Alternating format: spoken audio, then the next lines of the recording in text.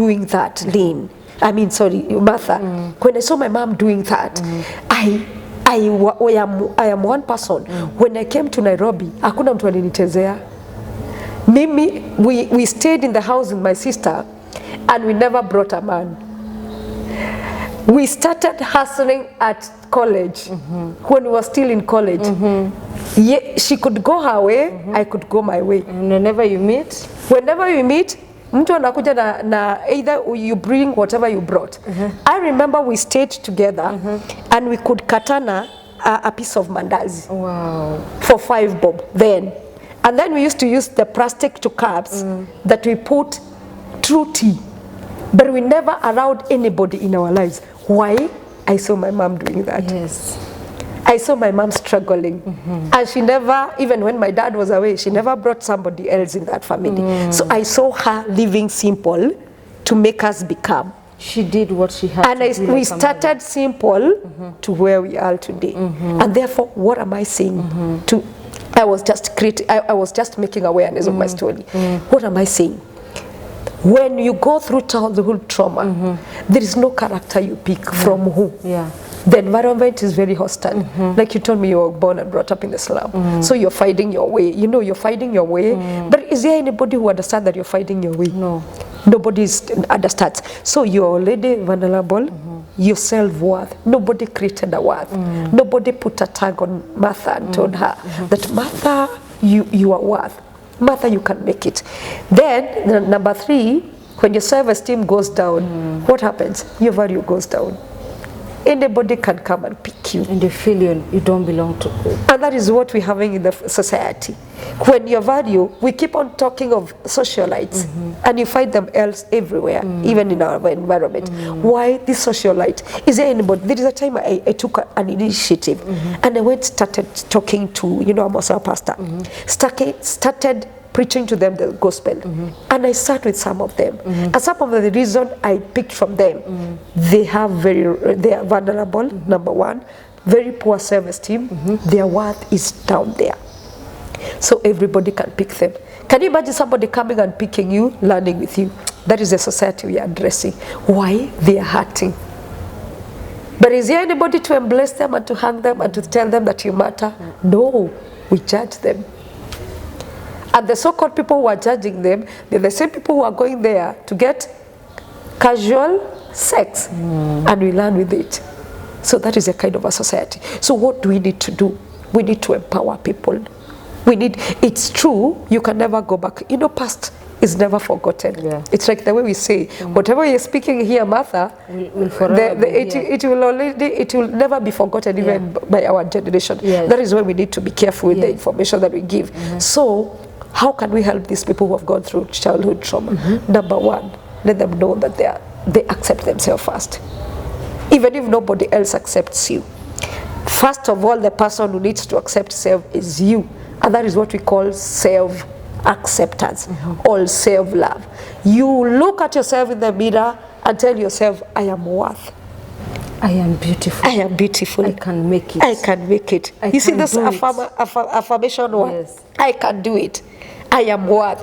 And even if they have done all sorts of things, because I know you meet them, even if they have done all sorts of things in this world, somebody was somewhere speaking to a youth on Sunday, and they asked an anonymous question, can I change from my can I change from my lifestyle that I'm doing, that is, I don't like it?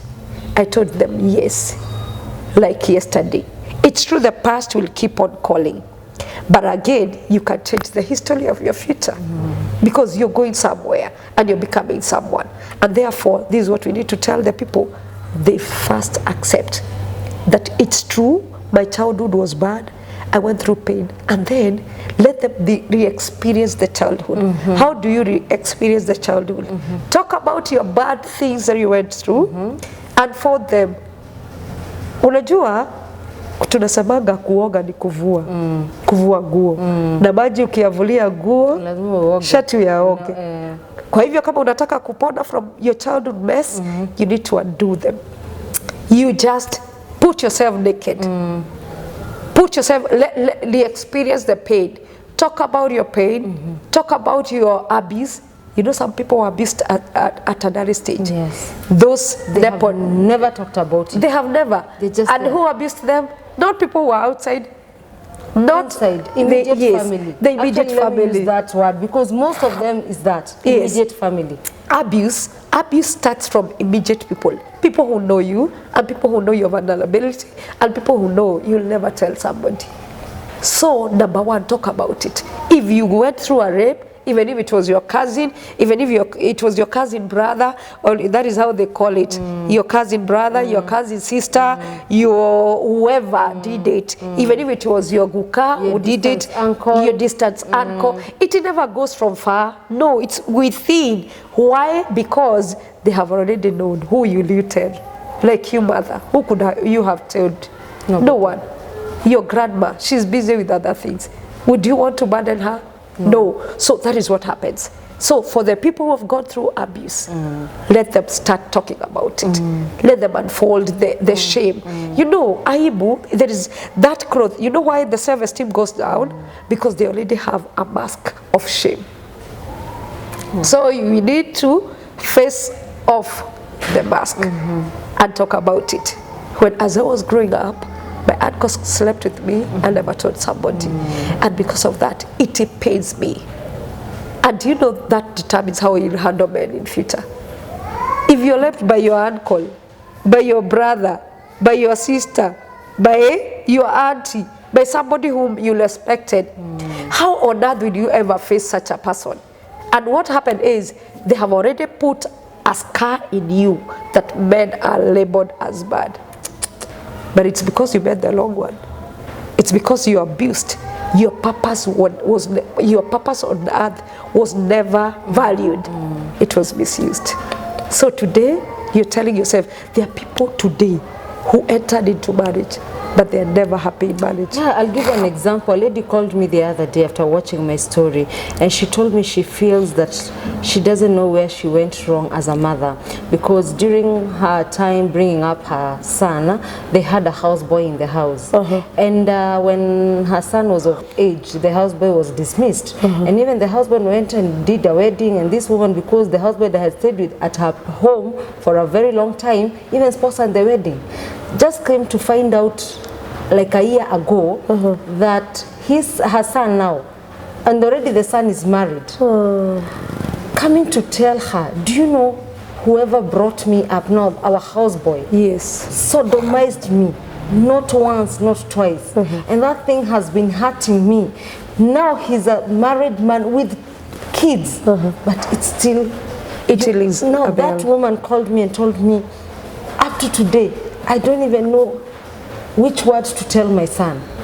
I don't know where I went wrong. Because you can imagine how many years ago back, and up to today, he's still married, and that thing is traumatizing. It's called childhood trauma.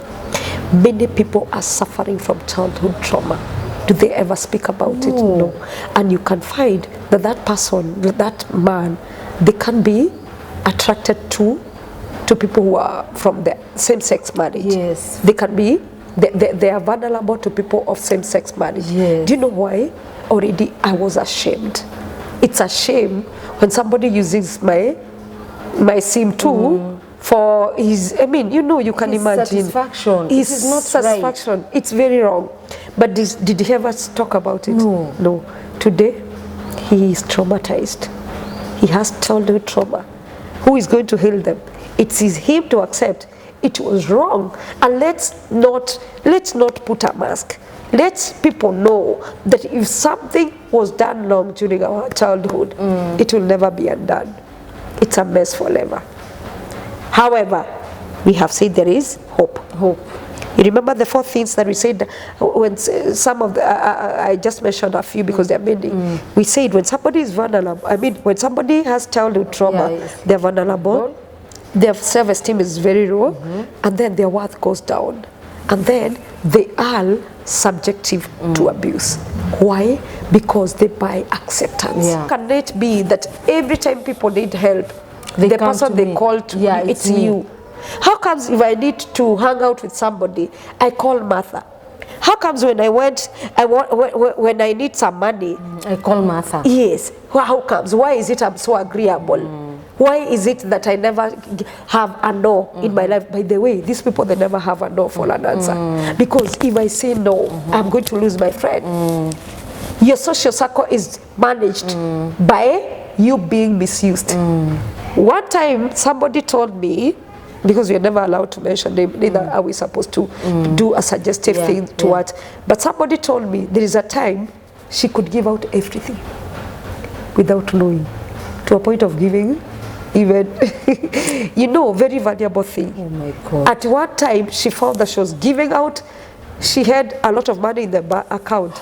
Within no time, she found there was no money, and it was millions of money. Why? This idea, already she's empty. They're usually very empty. Empty. That emptiness, the emptiness. But how do you remember? Let me use her as an example, Martha.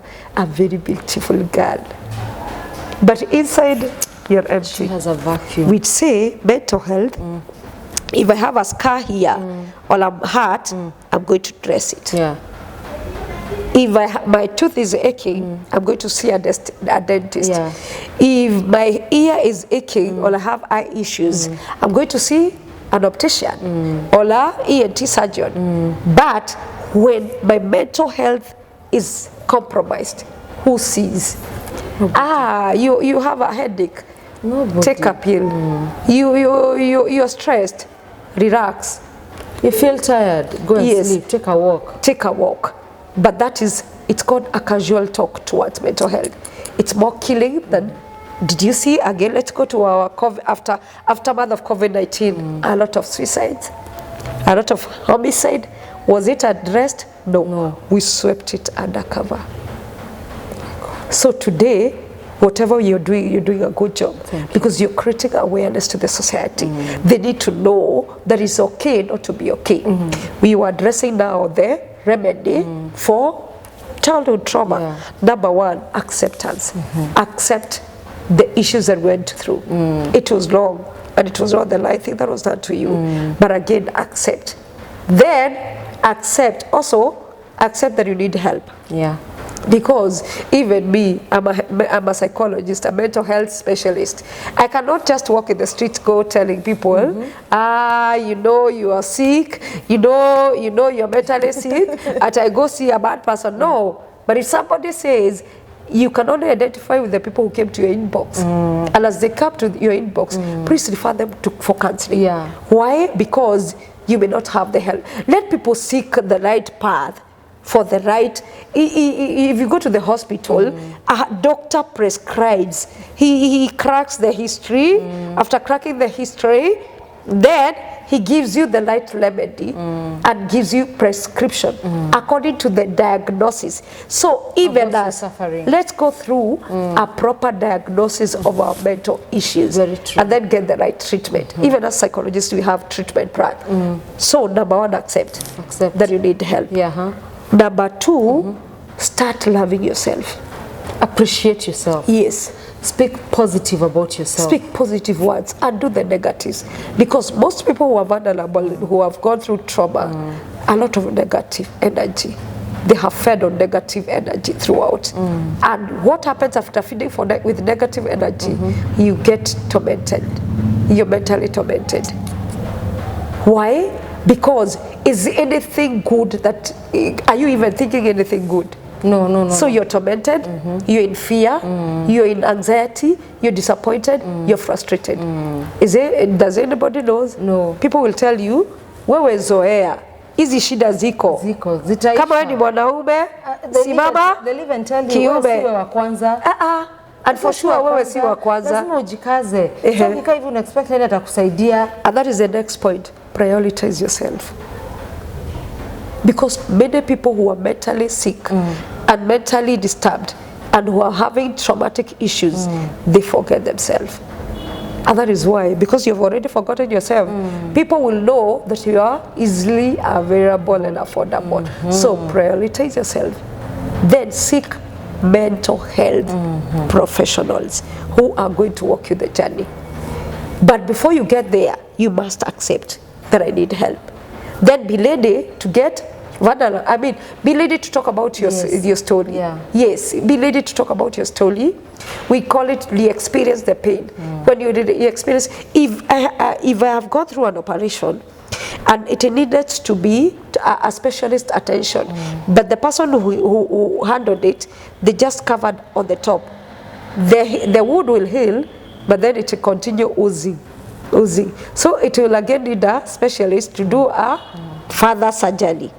It's more painful, but then it is completely healed. So again, healing is a process.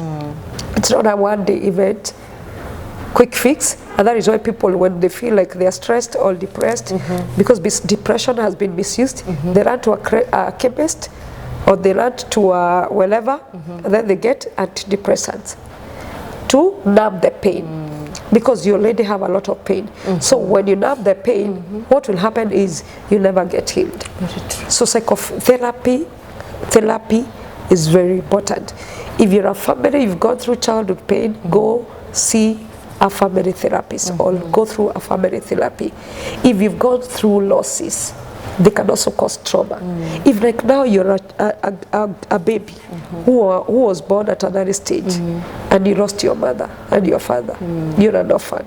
You're being brought up by relatives. You can imagine. Yeah, I know you have at least a time and everybody's like you're a burden. You're a burden. But some are misusing you. Yeah. Why? Because they trade with you. No one. Yes. I like the word.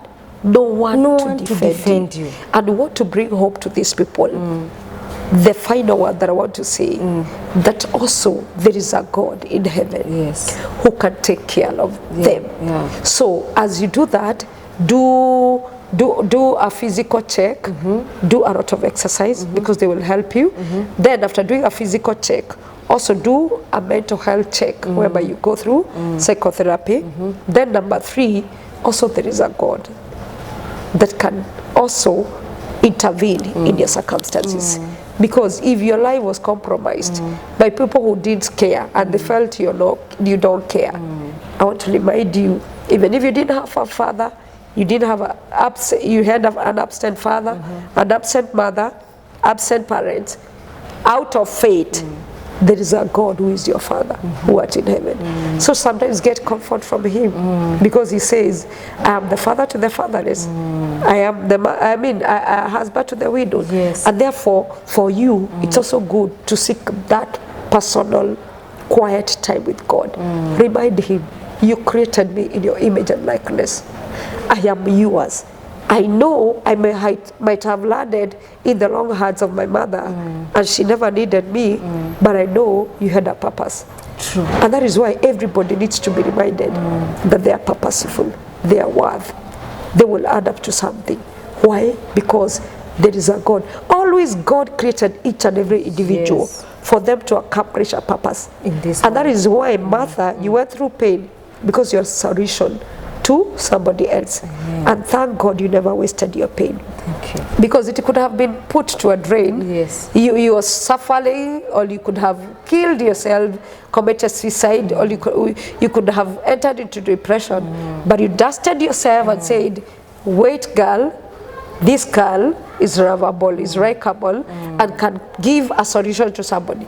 You're an answered prayer to somebody. Thank you so Your pain is not a waste. Don't waste it. Talk about it. Talk about it. People, right now, it was breaking news then, but today, they are learning from you and they are coming out. And we are educating many people by creating mental health care, awareness, so that people can come out. Wow, yes. That is awesome. I just have one question for you, Madam Anastasia.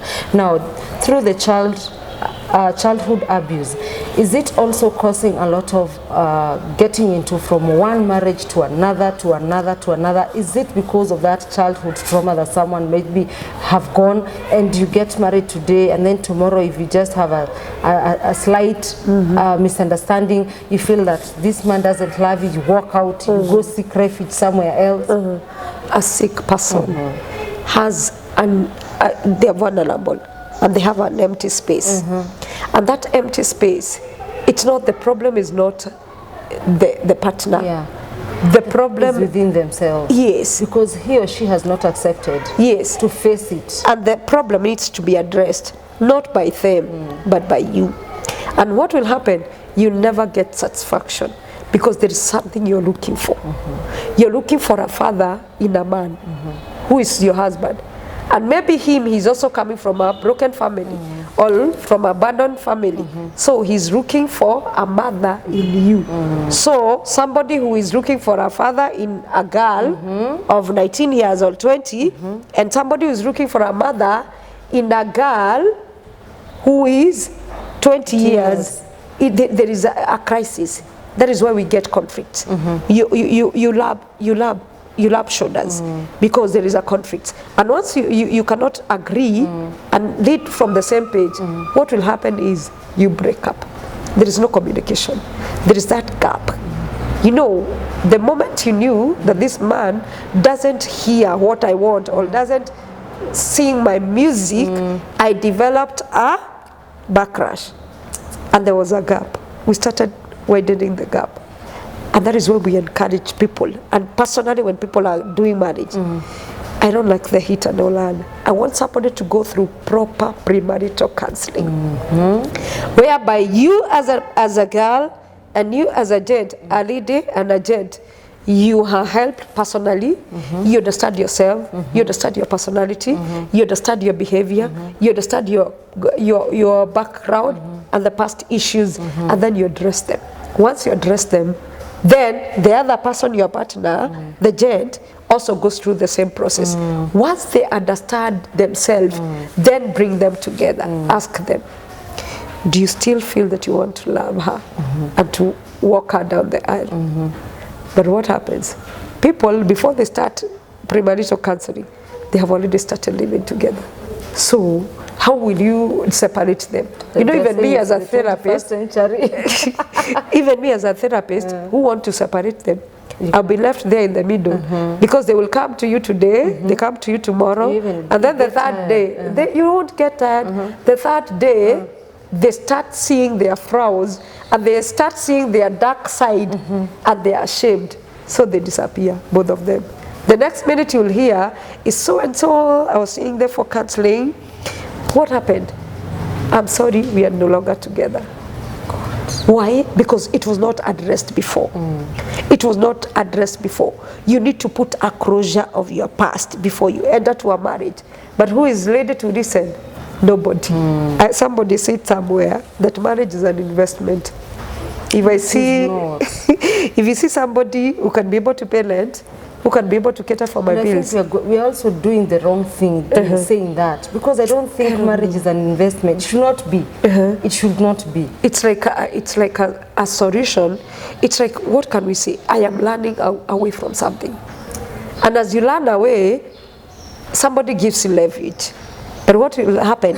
As long as you've been given leverage, remember our IDP, they still remain IDP. Yes. Internally displaced people within their own nation. Why? You don't have freedom in that marriage. The thing that made you to enter in that marriage was wrong. The purpose of that marriage was wrong.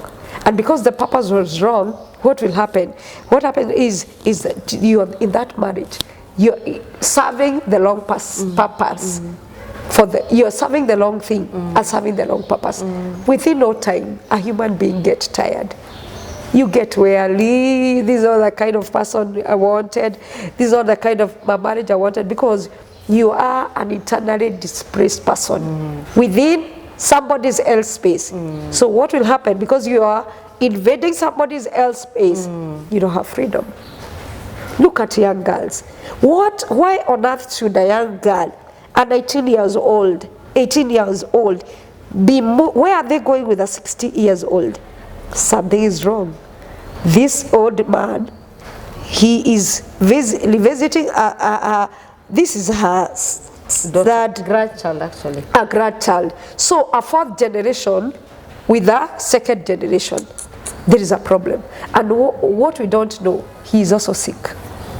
He's mentally, yes, he's mentally not okay. So there's the way we hear. No, we need to create awareness. Sugar daddy and a slay queen. How, if they're sober and the rationale, how on earth can you move with your daughter Oh or your granddaughter? Now today I know. No, that is why we need to create a lot of mental health awareness and let people know, let's address our monkeys. Because if we don't address our monkeys, I keep saying like this, they will move with us, and whenever we are, they will build a nest on our trees.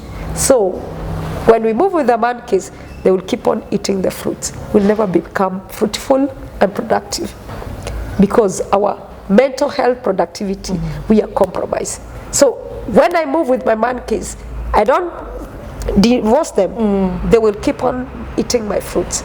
Every time I set up a fruit tree, I grow a seed, I want the seed now to grow. They come and mess with my fruits. Why? I never address them. Wow. But who is ready to become vulnerable? Who is ready to face out the shame? Nobody. And I usually see when you face out the mask, when you undo the shame, you get another garment of freedom. Wow. And you grow. You see somebody, I mean, you become attractive. Can I tell you something else that people don't know? That if your self-worth has been compromised and you have low self-esteem, people, if you are rejected, people pick rejection from you. It is red, and that is why you can never keep a relationship, because you have to speak. You have self-rejection, and that is why another remedy: speak positive words to yourself. And power of positive speaking. Whatever is eating you. Yes. Pour it out. Pour it out. Vent out. Don't worry what people will say. Many times that I've done counseling, I've always been happy when somebody tells, I didn't know. Now I know. I feel I have accomplished a purpose. Why? Because if this person didn't know, and now they know, I know I have touched somebody's. And if I've touched somebody's life, what I have done is I have created an awareness in them. It can creak. When somebody wants to use me, I creak. Again, the first marriage didn't work. Before you enter to the second one, please take time, relax, say I need help. At this moment, I'm not going to enter into another relationship. I need first to heal. And healing is a process. Subject yourself to a healing process. Hata madawa, Martha. Sijasikia somebody with an infection amepewa antibiotic. There is no antibiotics za siku moja. It's either a week or so. But I don't know why we need a quick fix. If you're suffering typhoid, you take a dose. There is that kit for a dose. Stop those shortcuts. No, there is nothing like shortcut. And when you do shortcuts with mental health, you will be ready to become either a mathale, a culprit of becoming depressed, a culprit of becoming schizophrenic or mad, a culprit of being stressed for life. And a patient of Mathare Hospital. And a patient for life, not just for Mathare, you're a patient for life because you never addressed it at the early stages. It's like cancer. Mental health eats somebody up. It's a cancer in a spread. And you know it starts small.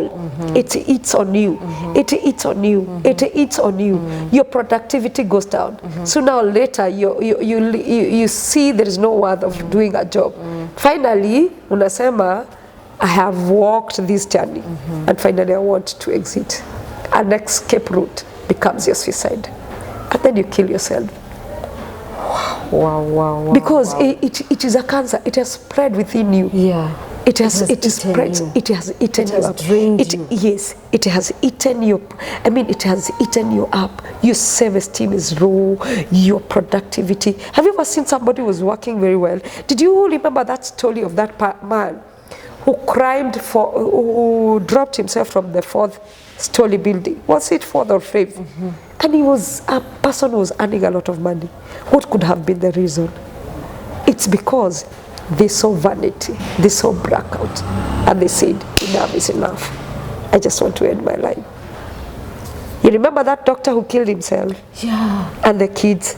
That was a mentally disturbed person. But is there anybody who was addressing? No. How was the talk, the social talk? It's casually, mental health is casually addressed. Today, I don't even like seeing someone saying, I wish.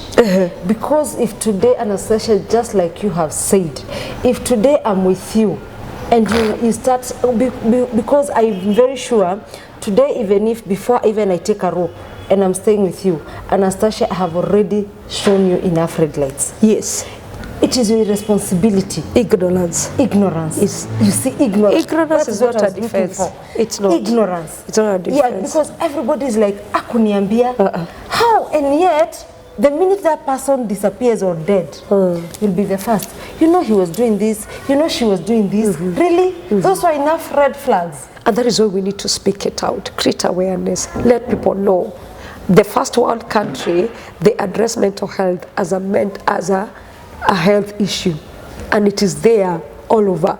Even at the place of work, you are allowed to go through a test in 3 times. I mean, quarterly, they go for checkup, mental health checkup. Why? It's important. And even as here in Kenya, we need to know that it is important to do a mental health check. It is important, even if you don't have money. You talked about that people can never afford money for therapy. Because of course, when you come to my office, I'm paying the office, I'll charge you. But then, these people, they're invited for mental health seminar. Like in the month of March, I'm going to do a parenting mental health seminar. You will invite them, you fight 10 people. You know, ignorance is not a defense. Ignorance. You'll tell people, like this month of April, March and April again in our church, we are going to do amphibians and we'll address mental health issues and their children. And it is free. The church is sponsoring it. But will you bring your kid? No. So you find the kids are just praying around. For how long will we ignore the things that matter to ourselves? And I'm so happy that you're giving them dates that the kids will be on holiday. Be available. This time they are having a very long holiday. Even the readers, we are doing a mental health. Tell them right now, just advertise. They need to be here. We are doing we're starting with a mental health seminar for the church readers, because we have realized that in the churches, that is where we get many people. That is where people who are vulnerable. That is where people hide sometimes. We say it's a rescue center, not a hiding center. A church is a rescue center. And therefore we want to empower the readers that not all the issues are addressed in the church at the pulpits. Some issues are addressed by experts like counselors, psychologists, and mental health coach. Therefore, we invite you for a mental health leadership forum that is going to happen on the 11th of March. We're also having a VBS camp whereby vocational Bible study, and we also address mental health issues on 13th to 16th, 13th to 18th. We are going to have kids and we are going to address those issues. No, it's 15th to 18th. And then on 19th, we'll have a parenting mental health seminar. And this will be free of charge. Therefore, take the opportunity. Take this chance. Please educate. Let's be informed. Because if you don't use the opportunity is never reversed. We have said with Martha that the past may never be changed, but we can change the future of ourselves and our children and our families, and then become that ambassador in your family who is going to bring sanity. If everybody else is mad and weak and frail, become that one sane person who is going to bring a solution to that family. Thank you very much. I'm sure you have learned something, and I'll still repeat and repeat and repeat again. It does not matter you're a victim of what circumstance, but pour yourself out. It does not matter how many times you're going to break down, but that breaking down is the point of rising up again. Is a time for you to change your life and to even to create your own platform and be the person that you want to be. True or false? Wow. Yes. In fact, I usually say, Martha, that at the point of your being victimized, that is a point whereby your victory lies. You know, your weakest point, that is where your strength lies. You feel you're at the end. Yes. You cannot move again. That is where your strength is. Like this is a stone. If you build on it, that is where your strength is. I didn't know that I could talk to people. I was a very shy person. I didn't know that I could dress somebody. But I realized it is something that was within me. I started working it out. And today, I can be able to train somebody. So that weak point, let them know that where you've been victimized, that is where your strength is. And that is your victory point. And that is your strength. Use it. Because it's not outside, it's within. Oh, and sometimes God answers our prayer through pain. Thank you very much. And I cannot even add anything or deduct anything. I am waiting for your comments. Tell us what other thing you want us to talk about. Madam Anne is here, and I cannot say goodbye without her telling us where you can find her. She's a minister. It does not matter what you're going through. Her doors are very much wide open. You that you're suffering there, and I'm sure even if you're not in a position to reach where she is, maybe she will come to where you are. Kindly tell us where we can find you. Your books also. I'm sorry we didn't come with the books here. It's okay. Next time we're going to do a show again. Yes. Thank you very much, Martha, for the opportunity. You're welcome. You're doing a good job creating awareness. Bring forth information. We're in the information stage. Thank you. My name is Anastasia Kihwaga. I am a pastor and also a professional psychologist. I'm also an author of a book, Value of Self-Identity, and I've authored a book on parenting called Healing a Breeding Generation. Our church is it's called Divine Glory Church, Masimba, Kayole, at the stage called Autogas. Autogas is it's our GPS point, because that is where you can get a gas station. It's only 100 meters from gas station called Autogas, and then it's 100 meters from Autogas.